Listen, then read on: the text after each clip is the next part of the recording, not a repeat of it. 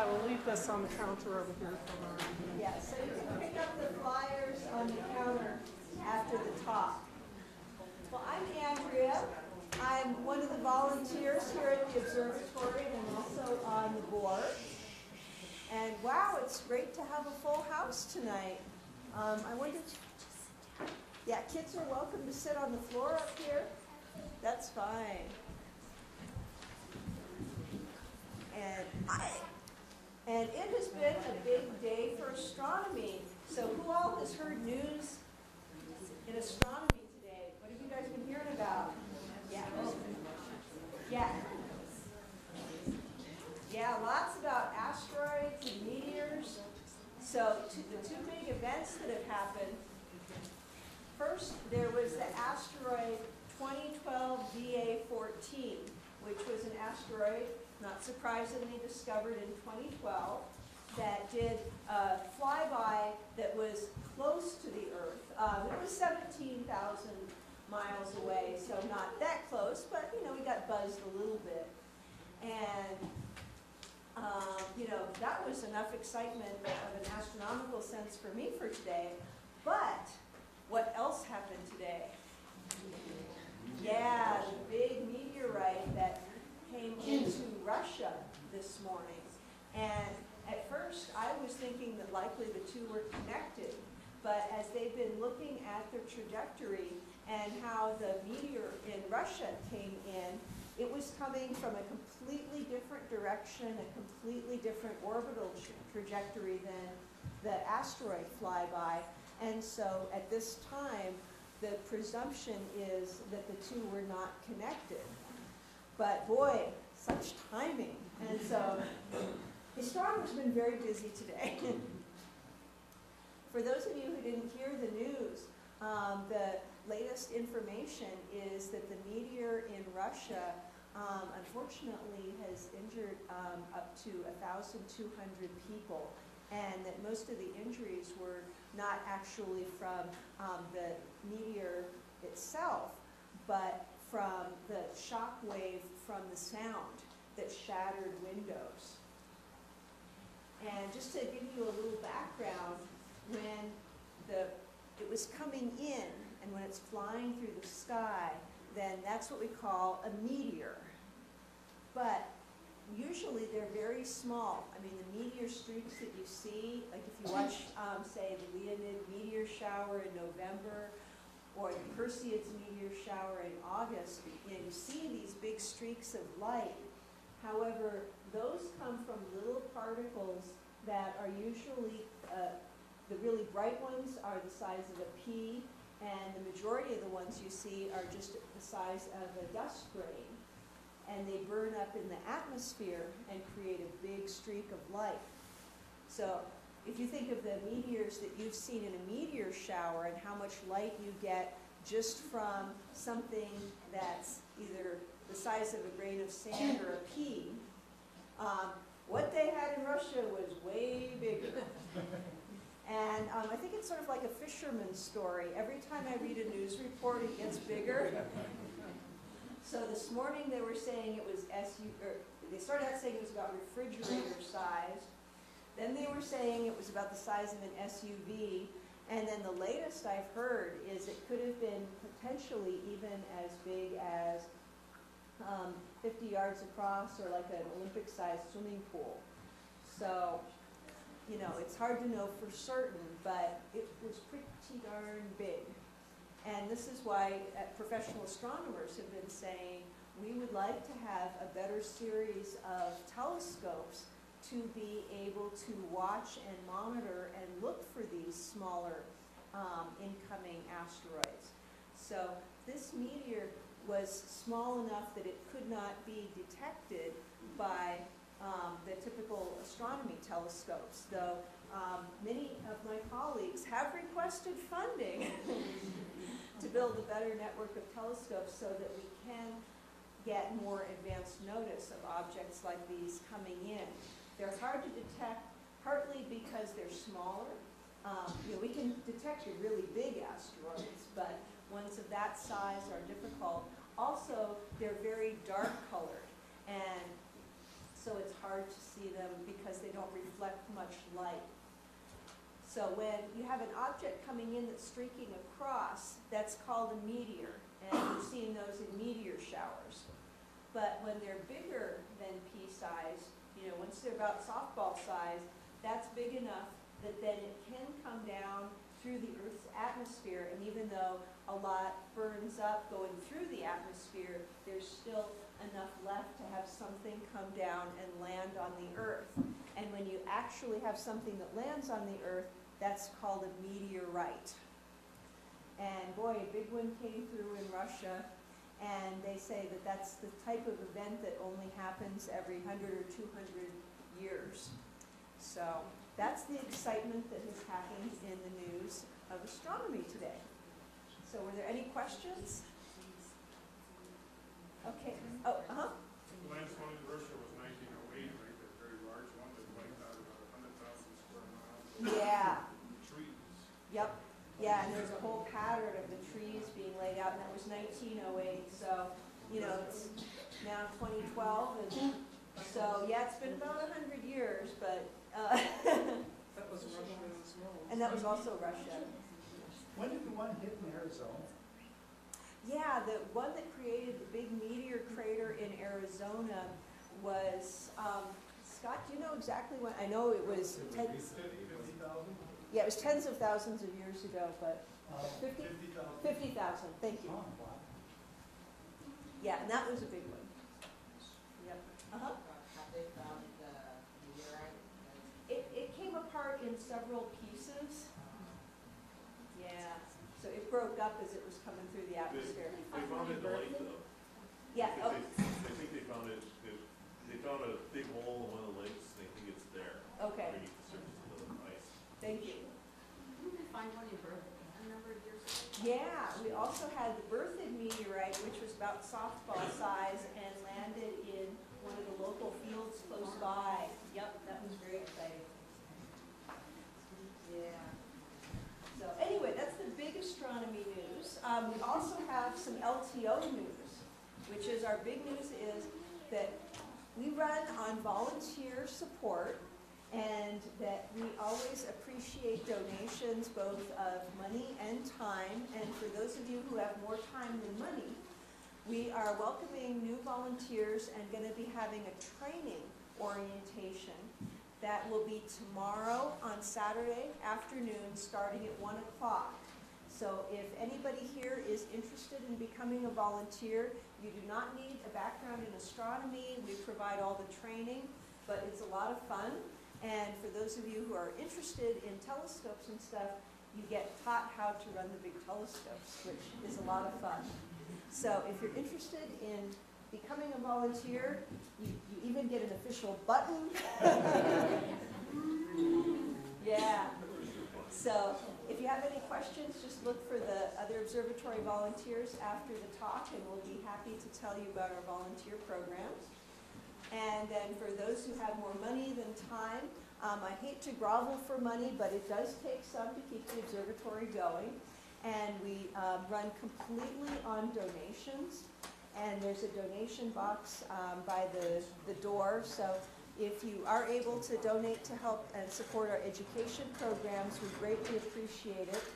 We have groups here almost every evening, and many of them are school groups and kids groups that don't have a lot of money to donate, and so we appreciate the support so that we can be providing all the education and outreach programs that we do for all the kids. Are there any other questions or announcements? Okay, well, without further ado, I think we'll move on to bringing up our speaker. I'm especially fond of tonight's speaker. We are married, for those that don't know it. Yeah, I was teasing Pablo over dinner. You know, he's from Argentina, where I've learned the culture of how you facilitate things in Argentina, and I was saying, so how much can I bribe you for so that I don't make the introduction too interesting? Let's see, how about this? Whoa!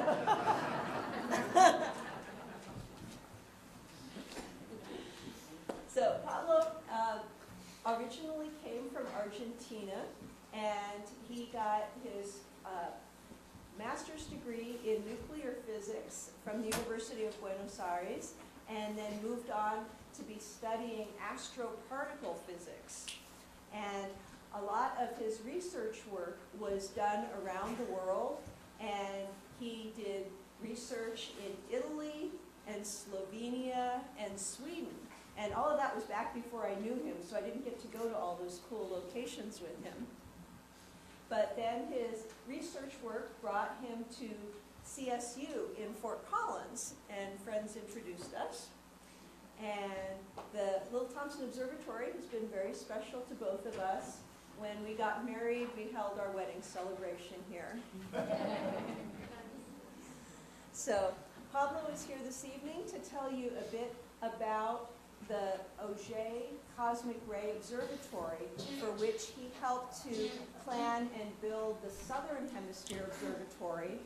And then they had been planning to do a Northern Hemisphere component here in Colorado. And that was what brought him here in the first place. So we'll welcome Pablo. Yeah.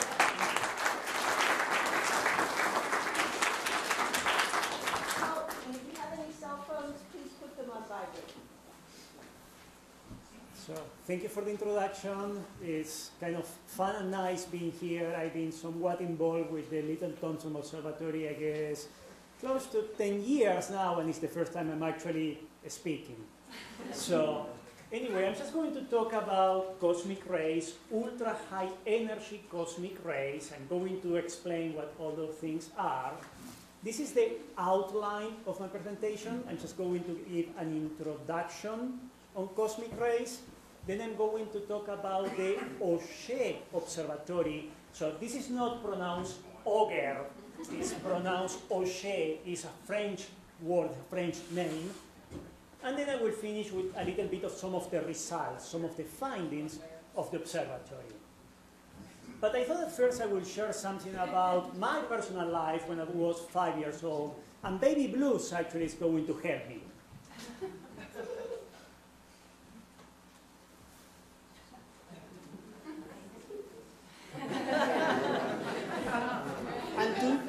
Tonight is not a full moon, so I guess I'm going to be as an astrophysicist.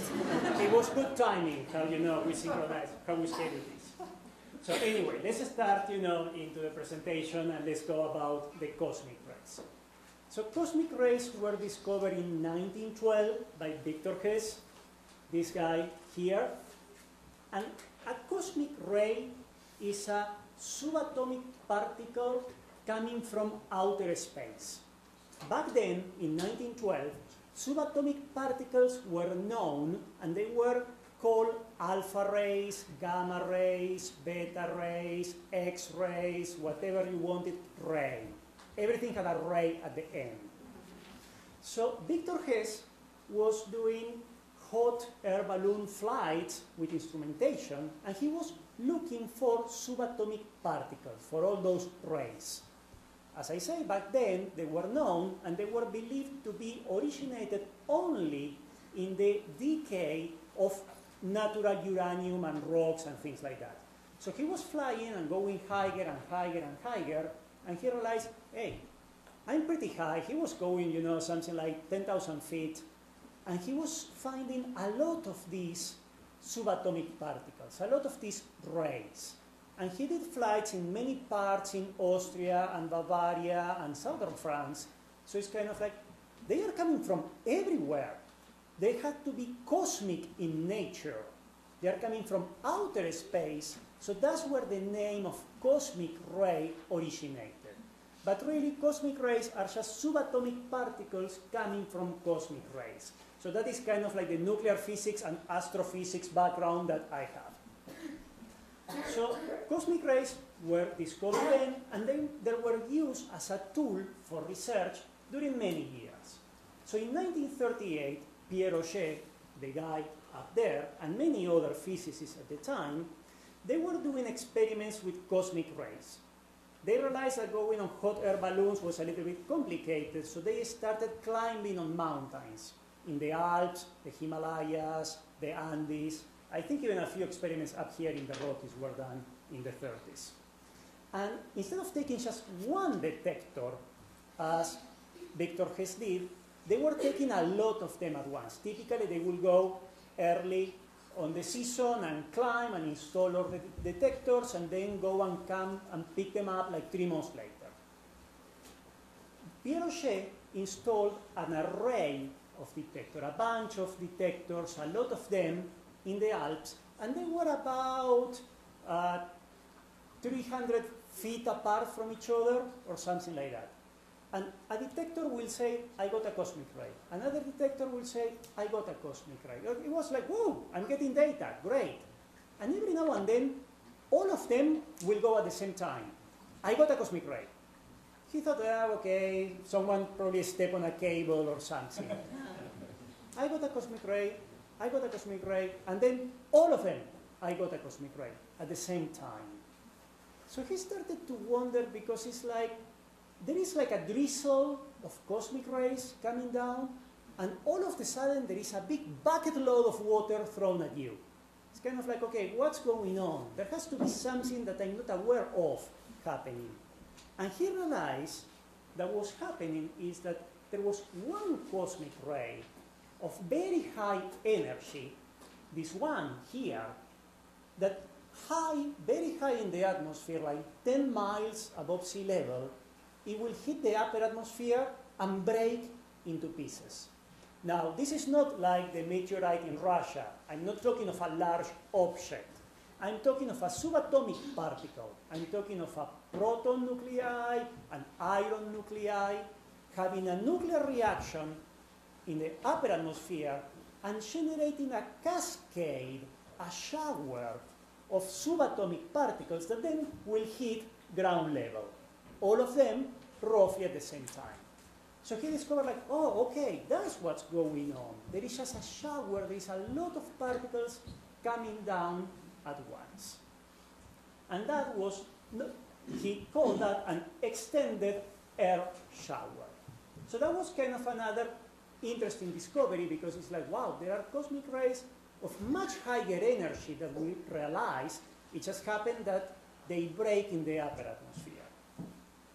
Then in 1962, Penzias and Wilson discovered the cosmic microwave background. The cosmic microwave background is kind of like a remnant from the Big Bang. I assume most of you probably have heard of the Big Bang, the big explosion that kind of like originated the universe. There is like an echo, a remnant of the Big Bang that is the CMB of the cosmic microwave background.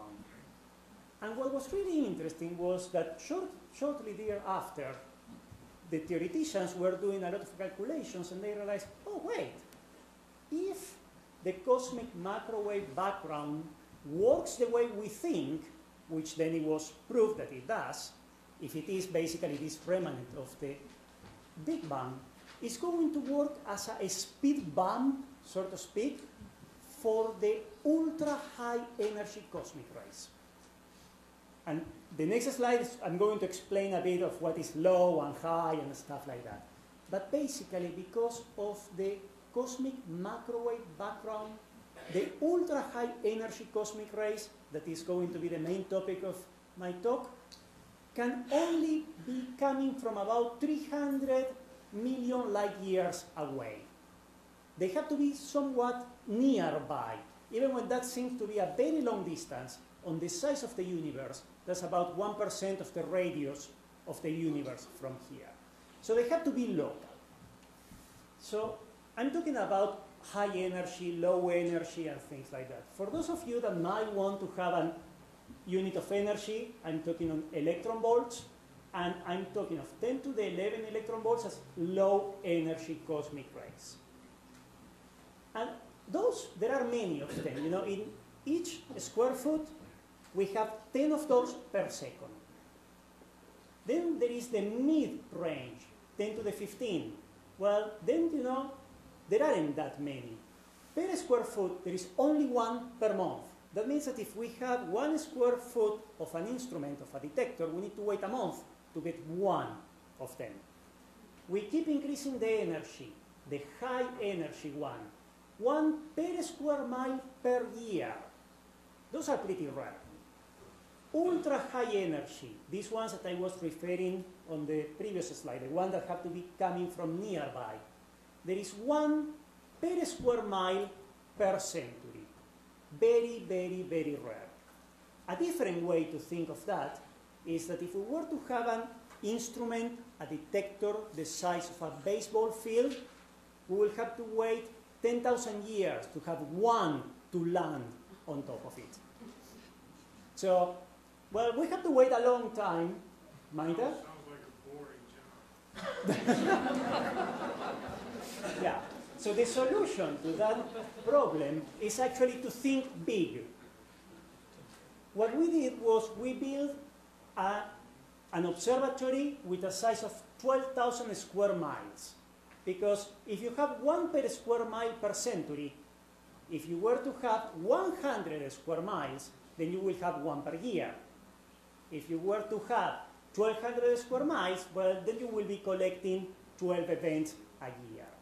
There are a few things that actually boost that number a bit more, maybe up to 30 to 40, but let's just keep it to from extremely rare to something that you get 1 per week or so. But, as I say, the size of this is 1,200 square miles.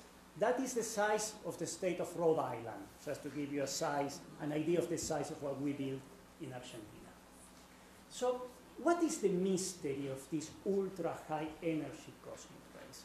Well, the thing is, we don't know of any explanation of any way for a particle, a subatomic particle, to have an energy of 10 to the 19 or 10 to the 20 electron volts. You can go through, the catalogs of black holes, quasars, supernovas, you name it. With our current understanding of all those objects, none of them can accelerate a particle to those energies. However, they exist because we have found them. So it's like, well, there is something that we don't know here. At this point, there are two alternatives. Either there is something about supernovas, black holes, or whatever that we don't know, or there is a new kind of object out there that we don't even know it exists that is creating these cosmic rays. The other thing that we know is that because of the cosmic background, the microwave background is remnant of the Big Bang, they are somewhat local. They are originated within 300 million light years, which is only 1% of the distance to the edge of the universe. So we should be able to see the sources. We can see with telescopes, radio telescopes and stuff like that, things that are further away, much further away. And the very last point is, well, these very high energy cosmic rays, they should point back to the sources. So it was kind of like, shouldn't we just build an observatory large enough as to collect a statistic sample and find the source of them? So that is what the O'Shea collaboration decided to do back in 1996. We were about 300 people, we all got together in Chicago, we founded the collaboration and we decided, okay, it's time to do it. It's time to go crazy, it's time to think big, it's time to build an observatory the size of Rhode Island. These are all the countries that are still part of that collaboration. It is pretty colorful to be in that collaboration or to have been part of the collaboration because there were times that we needed to have Germans and Italians working together. We pretty much needed the UN to intervene. Also, I am from Argentina, Brazil was there, there was no way that any work got done during the Soccer World Cup. We learned a lot of different things. Czech Republic and Germany forgot about getting anything done during Oktoberfest. We learned a lot about each other's cultures beyond just learning about nature. So now let's talk about the observatory in Argentina and how is that we detect these cosmic rays. So first, where it is located? Well, we all are here in Colorado. The O'Shea Observatory is in Argentina. It's in the western part of Argentina is at the foothill of the Andes, on an area not that different actually from here, or if we were to think a little bit kind of like in the high plains, just going east from here. And because we are, okay, this is not as clear as I was hoping. Because we are in the southern hemisphere, we are working with the southern skies. Yeah, let's see if that helps. So this is a picture taken, and yeah, it's kind of like hard to see. It's a picture of the southern skies, and I was going to say, can anyone see the Southern Cross there? Well, it's not clear enough, but you see those red lines that at the end of the lines there are 4 stars, and those are the Southern Cross. The other thing also I was going to mention is, does anyone know what is the closest star to our sun, to our star? Anyone knows that? Yes? Alpha Centauri. Alpha Centaurus, exactly. That is this tiny little dot there. So it's kind of like a neat picture, because, at least I like it, because it shows both the Southern Cross and Alpha Centauri. So you can sort of say that you have seen the Southern Cross and Alpha Centauri now.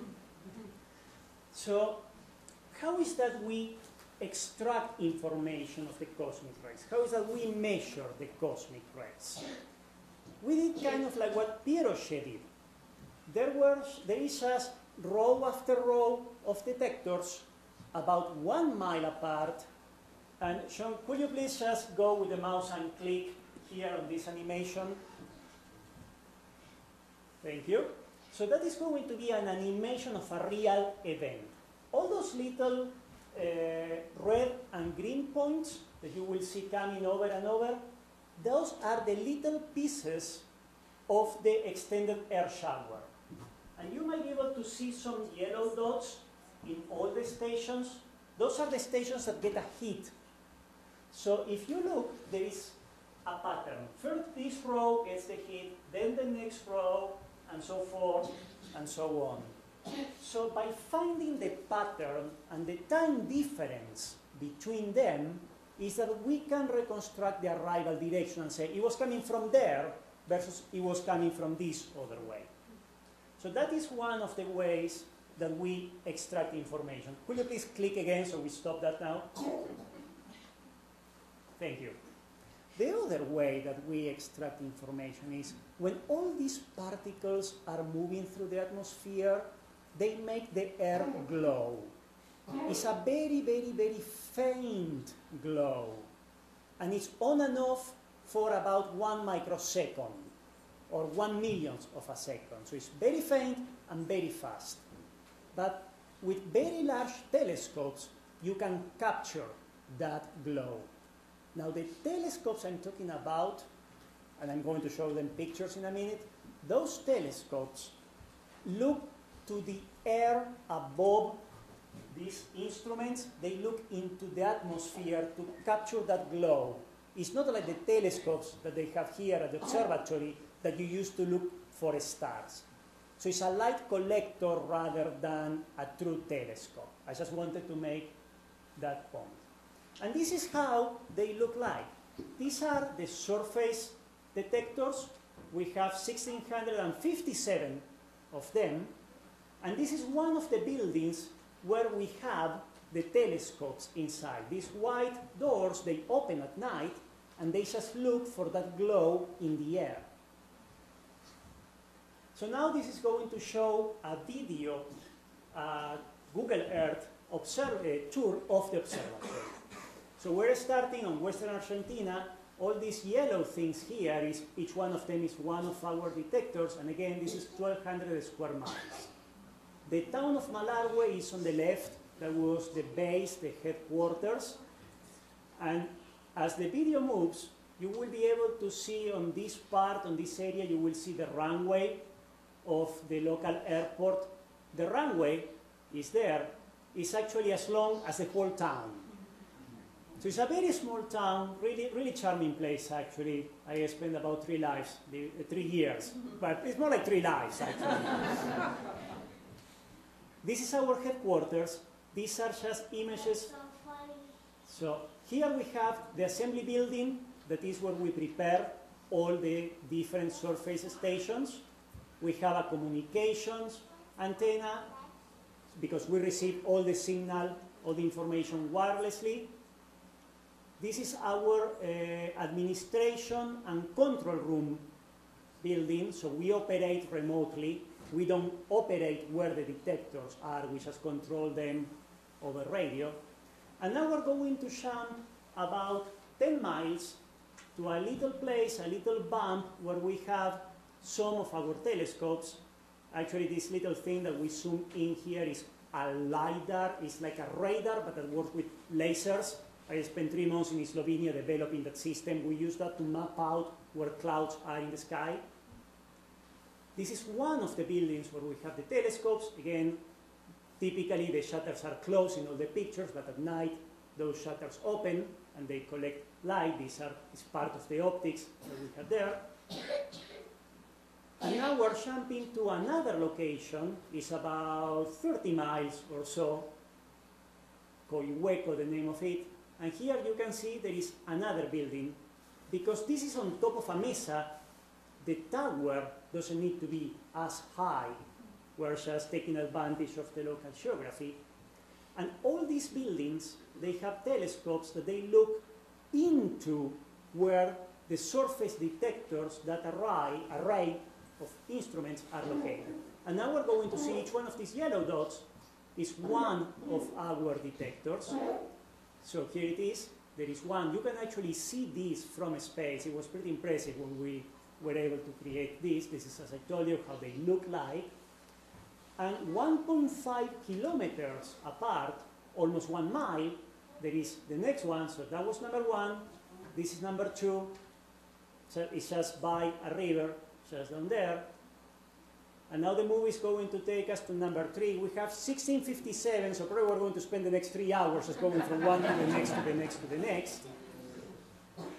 This is just to show the area. It's a very empty area, very flat area, and very large. So here you have all the rows of each one of these stations. What's the altitude there, did you say? Is 1,500 meters above sea level. That's about 4,500 feet, somewhere there. So it's pretty similar to here. So this is just an image, sort of like a map. So we look at Managua. This was the very first building we saw. This is the second one. There are actually 4 of these buildings, all of them on the edge. And each one of these red dots is one of those surface stations. So let me just show this picture of a surface station and the Andes in the background. Kind of like a nice place to work, I have to say. And this is the surface station. It's about 4 feet tall at this point, 5 at the top of the propeller, as we call that. It's made out of plastic and it has 12 tons of water inside. We need the water because the idea is when the particles hit the detector, there is a little bit of glow, like it happens in the air, but this time it happens in the water. And we can then collect and measure that glow with some photomultipliers. A photomultiplier is just a light detector. We are in the middle of nowhere, you know. There is no place, there is no outlet where you can go and plug this detector. So we need to run on solar panels, and we need to have a battery box. To some of my colleagues that I have there, we actually have to develop an energy management system for this system, for each one of these stations. We have an electronics enclosure, we have a GPS antenna, and we also have the Yagi antenna, is the communications antenna. And again, just for my friends there, 900 megahertz frequency hopping spectrum, pretty similar to something else that we are doing now with some people. I just have to mention that is an internal thing with some of my colleagues in the back. So this is the summary of all the different components. But perhaps something that some of you might have noticed is that there is a little label here on the tank. Each one of the tanks has a name. Yeah, they also have a serial number, but each one of them has a name. Someone has named each one of those tanks. We actually have a database with the name of the tank, who named it, and the reason for That was one of the best PR things I have ever been involved with. We got the kids from the elementary schools to tanks. The kids love it, the parents love it, the town love it. It was a great way for us to really become part of the town and to get the support of the local people. They felt that they have ownership or part ownership into the experiment. Now, not only the kids on the schools named the tank, I also got to name a tank.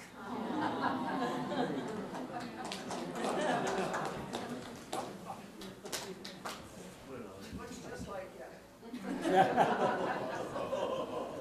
So, And by the way, when the first time I got to see the southern skies down there, Pablo proposed. So it worked well. Was that before or after he needed the tank I think there is several questions. Len. Pablo, I think that one time when you and I talked about this, you said that one had been vandalized and a hole drilled in it, but didn't it have the name of a wine or something? That's true. Yeah, there was one that was named after a kind of wine, and it got vandalized. Someone actually poked a hole on it. So we were wondering if they thought that one had wine instead of water inside. Mainta? Question, is anybody too warm in here? It's getting pretty warm in here. Could you open the door behind you a little bit? This one? We get a little customization. Yeah, that's good. Good. So, How yes. how did the early explorers, you said they went up in hot air balloons. Yeah. What was it? Did they see something, or how did they actually detect these rays if they're so small? So what they used back then was an instrument called an electroscope. That it was basically, think of a bottle of glass with two pieces of gold foil, and they have an electric charge, so then they will repel to each other. And these are subatomic particles that have a charge, an electric charge. So the electric charge will be transferred to the electroscope, and those two little pieces of foil will get closer and closer and closer. So that was a way to measure the amount of charge in the air. That is an indirect way to measure the number of cosmic rays that you have on a cube meter or cubic feet. So anyway, on the installation chain, we'll just receive the tanks, basically. We call them tanks because they have water. Then we will prepare them, clean them, put some equipment inside of them and stuff. We will take them to the field into a flatbed without water. We install them in the final location, we put the water, and then we have finally the installation of the electronics and the commissioning. Now this is a real deployment story. This is the way the detector looks in production. The prototype didn't look as neat as this one did.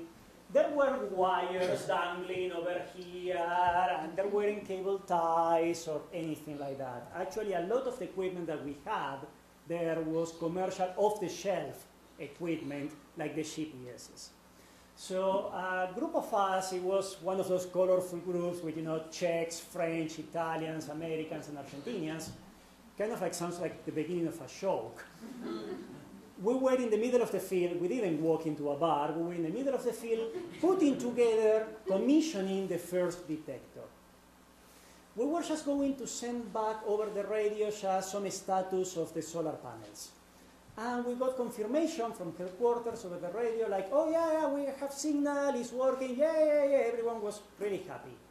We jumped on the trucks, we were driving back into town, and Olivier over the radio said, we lost the signal. Oh well, okay, it's getting late, it's getting dark, tomorrow we come back. Next morning, I was there with the people, with the crew, and I mentioned that we have some cables that we kind of like tuck under this because we didn't know what to do, we didn't have conduits, or we weren't really prepared for what was happening. And I noticed that the cable was chewed up. I started looking around, trying to figure out what could have happened, and I noticed that there was, a hole a burro, and I thought, darn, bizcachas. So this is kind of like a rabbit, it's a rodent. You can only find it in South America, and they are known for chewing through anything, including electric wire. So, okay guys, that's what happened. Let's just, replace this wire. Let's duct tape it to the side, higher than any bizcacha could reach. And let's see if we can commission this. Again, we contacted over the radio Olivier. Olivier said, oh yeah guys, we have signal. Everyone was really happy. We went back, we all had a beer that night. Next morning, we have lost communication again. Okay, we went there.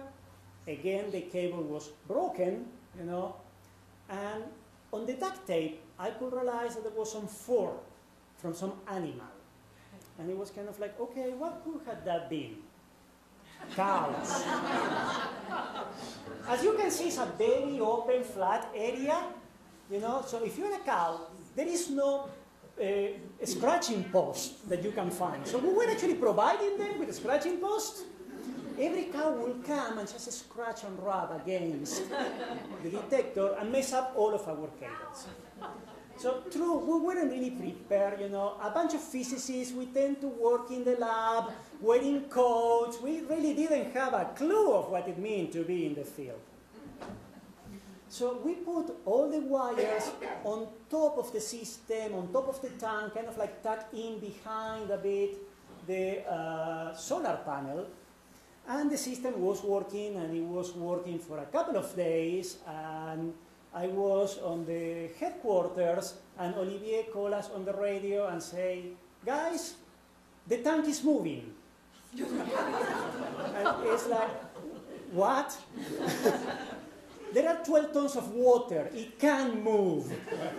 I said, well, we have lost all the signals except the GPS, which we actually use the GPS for the timing signal. The GPS, they give you the time. We don't need to know where they are. We take them where the tanks have to be.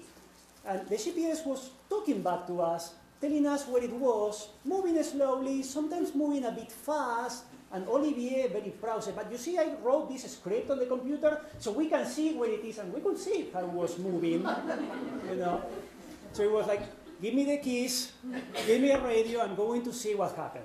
So I drove there with Rishi, a guy from Australia, and we were like, okay, the tank is where we left it. That was good, but we realized that all the electronics and stuff was kind of like tear down, broken. We thought that it was vandalized. The GPS was missing, which was actually a commercial off-the-shelf over an RS-232 cable that it was getting the signal to the electronics, and it had its own onboard battery and everything. So we thought, well, maybe someone just came here and stole it, or who knows what. So I said, but we know where it is. So I called Olivier over the radio and said, okay, give me the directions, tell me where it is. So I started, kind of like a crazy chase of the GPS on the field. And Olivier was saying, it has to be just basically where you are.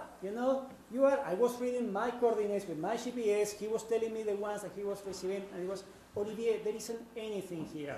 There is a little bit of a pond, and there are these horses. You know that sometimes when you have a group of horses, one of them will have a collar with a little bell? Well, the best we can figure it out was that that horse was curious, was trying to scratch his neck or something, got behind the solar panel, got tangled up with the wires, pulled all half of our electronics, and the GPS actually got tangled up on the collar. Literally, we left, we walked towards the horses, and we could see the GPS dangling, next to the bell to the horse. So it was kind of like, okay, time to go back to the drawing board and redesign, this for the real world. So I have another real story. Okay, I'm running a bit late. I'm going to go faster through this one. So then we did this design. We watched much nicer. There are no cables outside. A few ones that have, some cable ties over here. The electronics is in its own enclosure and whatnot. Now, there were a few of these detectors that the battery wouldn't reach full charge. It will get almost to full charge, and then discharge and reach almost full charge, but a bit less than before, and discharge, and like that, for many weeks. Eventually it reached the point that, okay, we need to go and figure it out what's happening, because it wasn't with all the detectors, only with some of them. Let's just go and see. So we drove there, and when we were getting there, we found actually, we snapped a picture of those caranchos, kind of like hawks, sitting there. Cool, look, wildlife, neat. There aren't trees, as I say there, so if you're a raptor, you just go there, it's the perfect perch. But then we were thinking like, okay, look where these guys are, look where the solar panel is. Yep. That's why the battery was never reaching full charge. So we just had to come up, putting some wire, and then to even get, kind of like an extra arm here, on the side.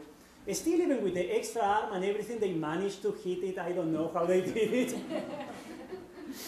So really it was, some interesting experience to have to work in the field and to really make the instrumentation to be animal-proof. So that is one of the systems we have. That is the surface detector. That is the one that has most of the funny stories, actually. These are the telescopes, or sometimes we call it the fluorescence telescope. That glow, I was referring that, when the shower, those particles move through the atmosphere, that glow is fluorescence light. It's very dim, it's about 30 watts, it's on only for 1 microsecond, and in average, that happens about 20 miles out. We are able to collect that tiny little flash of light with the telescopes that we have inside these buildings. And just to give you an idea, this is an SUV, so that's kind of like gives you an idea of the size of the building. This is a door. So these are the telescopes, the light collectors that we have inside. If I were to be in the picture, my head will probably be about here, just the bottom of all this system that is what collects the light. We have some filters and some optics there just to correct for some aberration. That is, the telescopes, the mirrors. We realize that it's actually much easier to build a small mirror, segmented mirrors, and align each one of them than to build a very large one. And then we have our camera. It only has 440 pixels. Any one of your digital cameras probably have 10 million, 10 megapixels or something like that. We have only 440. The trade-off is these are very, very, very sensitive to very low light levels. Remember what I told you, it's 30 watts, 20 miles away. So it's just designed to capture very low light levels. So anyway, just to summarize how this system works, when there is a cosmic ray or this cascade, the surface detector detects the hits. They can work 24/7. The telescopes that are inside these buildings, they can only work at night and when the moon is down. The shine of the moon is enough to completely overcome the glow of these cosmic rays. So that is how we collect information from the cosmic rays. But after we actually learn how to deploy that system and be able to coexist with the wildlife, we deploy all of them, we operate that system, we collected information, and we started to really analyze that and to release some papers. And it was kind of like big news at the time when we released our first paper. That was in 2007. We made the cover of Science. It was by Science and the American Physical Society, one of the top 3 discoveries of the year. Also Nature called us one of the top 10 stories. So what is that we found that was, kind of like big headlines? Actually, I have to say the place that surprised me the most was that actually even The Economist ran a story on us. That was really the one that got my attention. Well, we look at the arrival directions of all these cosmic rays.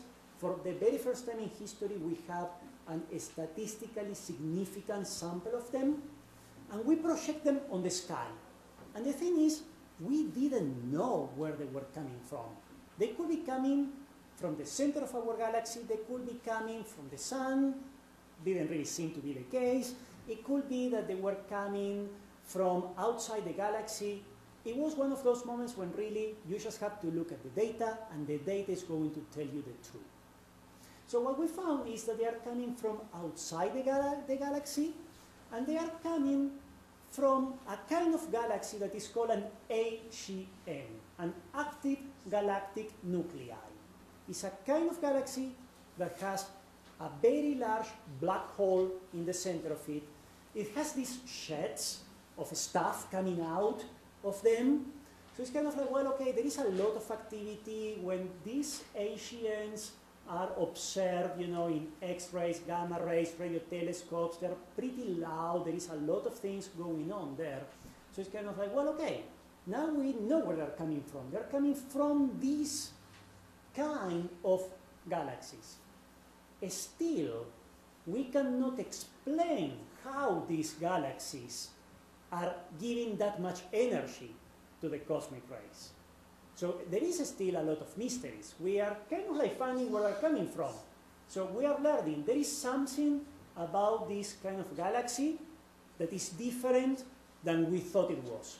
So now, in the last 5 years, there has been a lot of research going on these kind of galaxies to try to understand how is that they can transfer so much energy to these subatomic particles. So what I did, and I couldn't really find a good slide for this. All of them were kind of like complicated, but basically, you know, if you think here on the star wall, on the constellation wall, or on any map of the sky, we know where the stars are.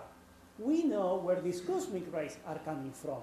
So we just superimpose them and do all the mathematics to find out if it is just an accident or if there is a correlation. And we found that, okay, there is a correlation with these active galactic nuclei things. So now, kind of like to finish my presentation, there is a video that I will ask Sean or Kenny in the background, if you guys could just play it, that is going to summarize a bit the story of the observatory. So it's that Pierre Rocher Observatory 2009. Ready? Whenever you want. And hopefully the sound will work now. You might want to click here on the bottom and bring up the player.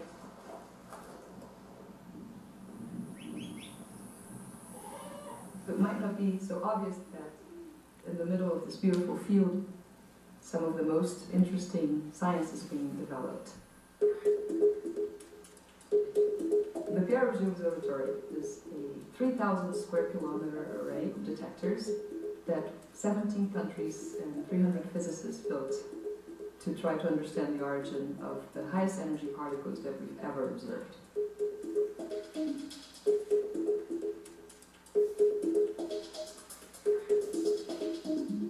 Cosmic rays are particles which arrive from the universe continuously on Earth. Right in this moment, through my hand, you have several per second. The one that we are interested in the Pierre Rocher Observatory, have 100 billion times the energy of this normal cosmic rays that are passing through my hand. The problem is that it's very difficult to find an explanation of their existence. It's very hard to find a physical process that either generate or accelerate particles at this enormous energy. So what we try to do here is to find their origin. But ultra-energy cosmic rays are very rare. You would have to wait 10,000 years to have one landing on a baseball field. So this is why you need a giant observatory like the Pierre Rocher Observatory.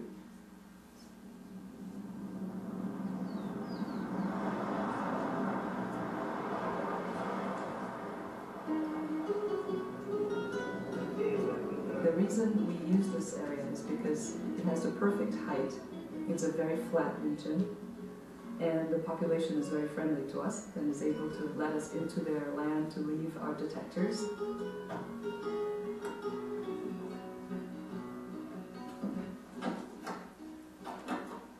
Nosotros somos técnicos electrónicos, Oscar y yo, y lo que hacemos es el mantenimiento del detector en el campo y que esté funcionando. O sea, años atrás lo que hacíamos era instalar la electrónica y ahora lo que hacemos es mantener y que el detector esté funcionando, o sea, que esté enviando datos de los eventos de rayos cósmicos que está recibiendo. Le llama mucho la atención el hecho de que hayan estos detectores en el campo que no están conectados a nada, que tienen un panel solar, que tienen agua adentro. Les llama mucho la atención de saber qué es lo que para qué funciona, para qué es todo esto. Well, the PLG Observatory is unique because it puts together two different detection techniques. One which is based on the measurement of particles at ground, so you have 1600 detector tanks placed over an area of 3,000 kilometers. And you have 24 telescopes that look at the fluorescence light which is emitted by these ultra-energy cosmic rays in the atmosphere. So the two systems work together in this way. Once one of these cosmic rays arrives from the top of the atmosphere, it produces a shower of particles detected by the surface detectors. In the meanwhile, the shower produces fluorescence light, which is measured by the fluorescence detector. The ground detectors measure very carefully the time of arrival of the particle. And you can imagine if we have two tanks separated by a mile and a shower of particles, it's really a flat pancake comes down. We'll hit this detector first and this one later. We measure the time difference, do a little trigonometry, and we have the direction of the particle. Just a little trigonometry. The fluorescence detector is a telescope which concentrates the fluorescence light into a camera. Basically, you make a movie of what is happening in the sky, but it's a very fast movie because we make pictures each tenth of a millionth of a second. This is actually an image of one cosmic ray shower that has been recorded by the fluorescence detector. The signal that we measure is proportional to the energy deposited by the shower in the atmosphere, so to the primary energy of the cosmic ray. When you put this information together with the ground detector, we are able to explore the origin of these ultra-energy cosmic rays. Nice, that's the high energy one. OJ is finally reaching the point that we can look at where these particles actually come from. And it seems to be that they are coming from these huge jets coming out of the centers of galaxies that we call active galaxies. Right now we have about 30 events that seem to correlate with the positions of these active galaxies, which have a pattern in the sky that looks like the pattern that we're seeing. So we're starting to be able to peek at the beginning of these high-energy cosmic rays, which are much, much stronger than any accelerator we are able to build on Earth. So we're getting to the exciting point right now.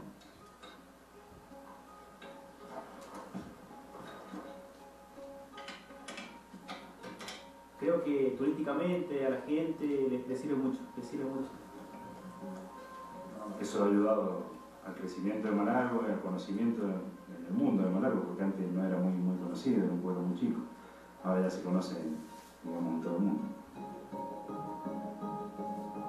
Ultra-energy cosmic rays allow us to open a new window in the universe, a window that has never been explored before. Connecting the highest energy particles with the universe as a whole is a very interesting quest for us, because we learn from both sides. We learn how nature can produce these particles, and we learn how probing these particles gives us new information about the nature of the universe.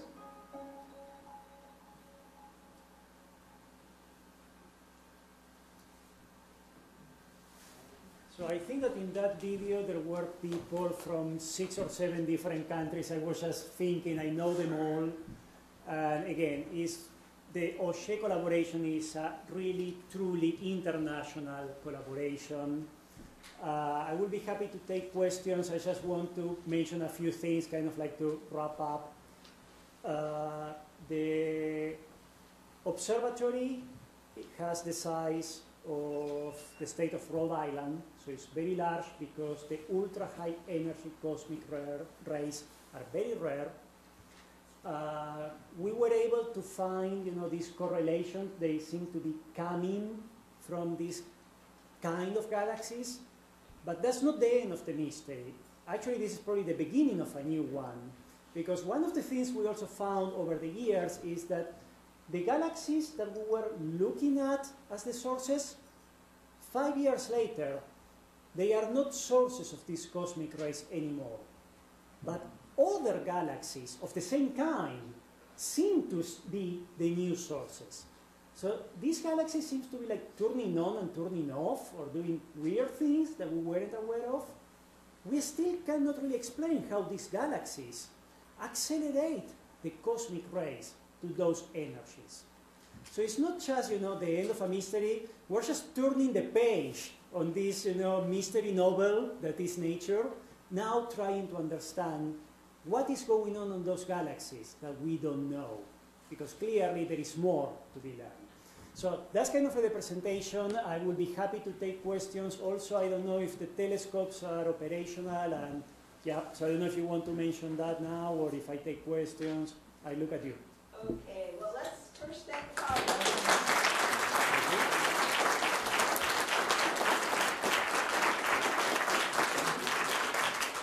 I was thinking some of the youngest kids have been remarkably patient. So perhaps while the adults stay seated and we take some questions, we allow the youngest kids first dibs to run up and have a chance to look through the telescope. And then we'll give the audience a chance to ask some questions. Does that sound okay? Sure. Pablo, my question is, those detectors, how do they actually absorb or detect the rays? What part of it is it the tank? Does the ray hit the tank? Yeah, or does so they are not a magnet. They don't attract the cosmic rays. It's when the subatomic particles, that actually they are quote-unquote well-known particles. I'm talking of protons, electrons, gamma rays, and muons that for particle physicists are pretty well-known particles. Those are the sub kind of particles we're talking about. They just punch through the tank, the surface detector. We have water inside, and the reason why we have water is there is something that is called the Cherenkov effect. It is named after a Russian scientist, Cherenkov, that discovered that. And he discovered that if a charged particle is moving through a transparent media, and water is transparent and overall is pretty cheap. If a charged particle is moving really fast through a transparent media, there is going to be a flash of light that is called Cherenkov radiation. It's actually the same light if you have ever seen a picture of a nuclear reactor, the water pool, or the cooling pools. There is that blue, deep blue color. That is Cherenkov effect. That is what happens inside the water tanks. So we just have that flash of light, we capture that, we timestamp with the GPS signal, and then we say, okay, this one trigger at this time, and that one trigger 3 microseconds later, and the other one 1 mile apart, another 3 microseconds later. So the equipment that's inside this tank actually sees that light or whatever? Yeah, there is the water where the glow happens, and then there are 3 photomultipliers that is a light detector, basically. Okay. Is a detector that is optimized for extremely low levels of light. The amount of light that happens inside the tank is also minimal. Your eyes, my eyes, no one can really see that. But so moonlight or sunlight doesn't affect that? Well, not the tanks, because they are hermetically sealed and they are 1 inch thick. So it's dark inside? It's dark inside. Oh, okay. It's okay, completely okay. dark inside. Okay. Actually, you know, I spent 2 years making sure that it will be dark enough so we could have Okay. the system right Okay. here. Yeah. Any other questions? Yeah. What is the purpose of the light, of the ray? What's its impact on human beings? Does it have So, an effect on yeah. the earth? Well, the ultra high energy ones, the ones that we've been talking for the last 45 minutes, those are very, very, very rare. So the effect that they have is very reduced and small on us. Because, as you know, if you were to walk to the baseball field just here, you have to wait 10,000 years to be hit by one of those. Now, if we talk of cosmic rays in general, and we include the lower energy ones, those ones do have an effect on us. There is some pretty solid evidence that they play a role in the formation of clouds. And if you have clouds that affect the weather, and you go from there and all the different impacts that they could have, it's not completely clear, but there is suspicious, I should say. There is no clear evidence, but there is some suspicious that they also play some role on biology, because every now and then one of those cosmic rays could hit the DNA chain on a cell and produce a mutation. Now, what is the likelihood of that to happen? And in comparison with other reasons that could trigger that, that's when things get really difficult to estimate. So it's like, yeah, they do play a role, likely, but how much of a role on the biology side is not really clear. I think there were other questions. I might need someone to help me too. Will you help me? And I think there was one from Dennis. Dennis is your boss. Yeah, so I have to pay attention to Dennis. Pablo, when you figure the trajectory Yeah. where that particle's coming from, I guess the first big thing you saw was the galaxy. Yeah. But could there be something further on? Could you be looking at the wrong thing, or do you know the distance? So we do know the distance to the galaxy. I can then explain offline how we do that, but we do know the distance to the galaxy. And if you remember, on the slide 3 or 4, I mentioned the cosmic microwave background being like a speed bump that limits the distance. So we were only looking at galaxies that are, or at all kinds of objects, that are within that radius of 300 million light years. So Beyond that, it beyond, wouldn't work. beyond that, it wouldn't work. Beyond that, it wouldn't work. I think you had a question? Yeah, how do you know that you're really just capturing these ultra-high energy ones? Because do you not also get fluorescence from some of the lower energy ones? So how do you differentiate between those different classes? Yeah. So, Can you repeat the question? yeah. So the question was, how do we know that we're capturing the ones that are the ultra-high energy ones and not that we're getting confused by others of lower energy ones? And basically the way we do it is the size of, so remember that there is the primary cosmic ray that breaks and creates all that cascade. That creates a footprint in the ground. The size of that footprint in the case of the ultra high energy cosmic rays could be anywhere from 3 up to 8 square miles. Lower energy ones have smaller footprints. And because we have one detector here and the other one 1 mile apart, the footprint is not large enough as to generate enough hits. So it's kind of like if you were trying to catch fish with a net. The size of the net is related to the size of the fish that you can catch. So that's the way we do it. I know there were more questions. How much Sorry. How much do you have to correct for the atmosphere, and would it be beneficial to have such a detector, in space? So I don't know if everyone was able to hear. The question was how much we correct for the atmosphere and if it would be better to have it in outer space. The atmospheric effects are from 5 to 10%, and it changes night by night. We do have dedicated system that monitors the state of the atmosphere and normalizes night by night. I briefly mentioned the LiDAR, that kind of radar with lasers to map clouds and things like that. That is just one of the LiDAR CFL, XFL, near LAM, distant LAM. I can think of 6 different systems that we run every night to do corrections. The correction again is 5 to 7%, 5 to 10% typically, 7 is what we correct for. Now the thing is, we actually do need the atmosphere to have the cascade. If we were to go into outer space, we will have to be capturing the primary cosmic ray that is much smaller, because the primary cosmic ray is one subatomic particle. What we are really capturing is that footprint of several square miles at the ground level. So the atmosphere is both a friend and a foe on this, experiment. We need to correct by it, but we need it. I think that... Let's do 2 more questions. Okay. And, I don't know. You're MC.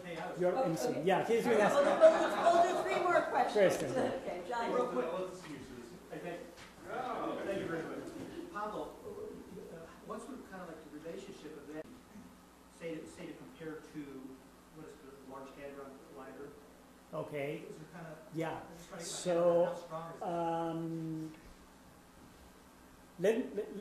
before I answer that question, how many of you have heard, just by show of hands, of the Large Hadron Collider? Okay, I'll have.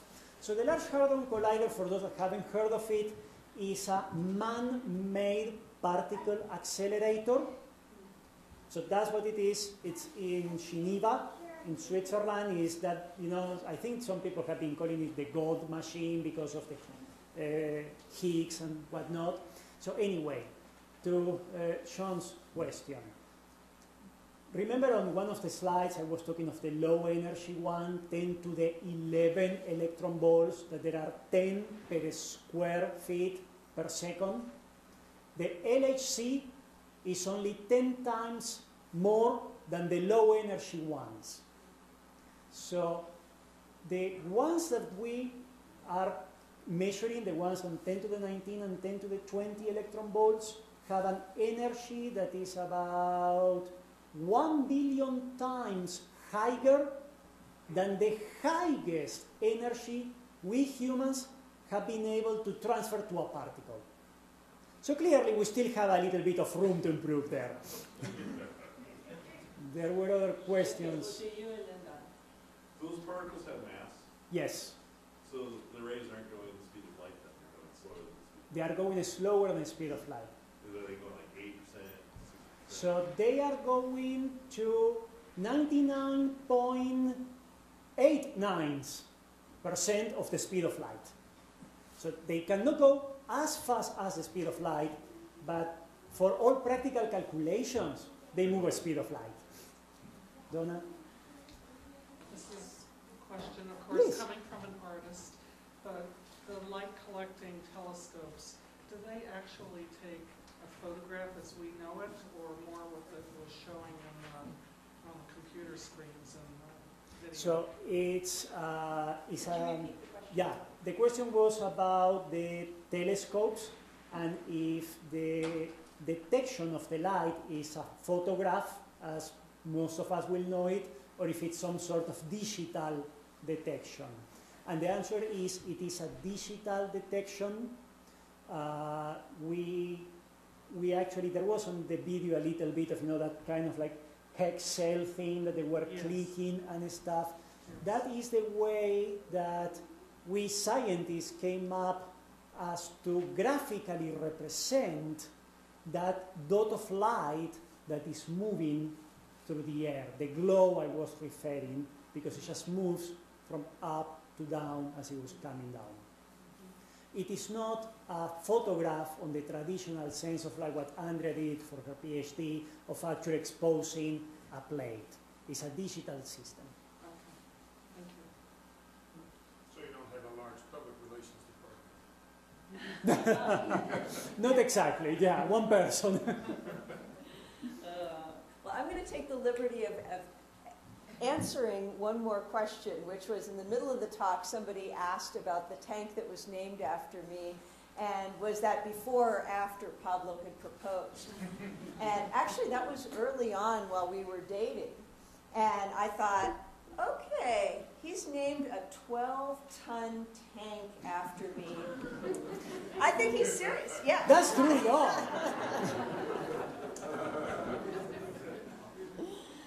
So, I'm sure there's more questions, but I think we'll let individual people come up to talk to Pablo after, and we want to make sure people get a chance to look through the telescopes. The sky is not that great.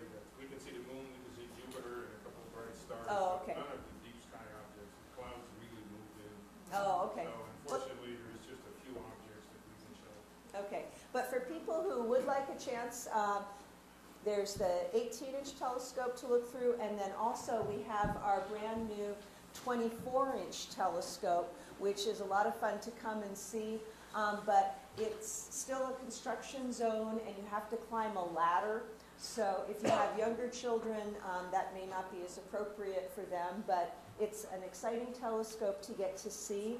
It was retired from Mount Wilson Observatory in California and had been part of the Apollo program to study the moon in preparation for the astronauts landing on the moon. So we are very fortunate here at the Little Thompson Observatory to have been the recipient of that telescope. And again, I have to sound like PBS, but if you have enjoyed this special evening together, we would appreciate your support. And there is the donation box in the back by the door, or we can also take donations online through our website, which is starkids.org. So were there any other announcements? We have T-shirts, books, coffee cups. Yeah. You know, at the $5 level, we have it. Brought to you by friends like you. Yes. Well, yeah, thank you very much.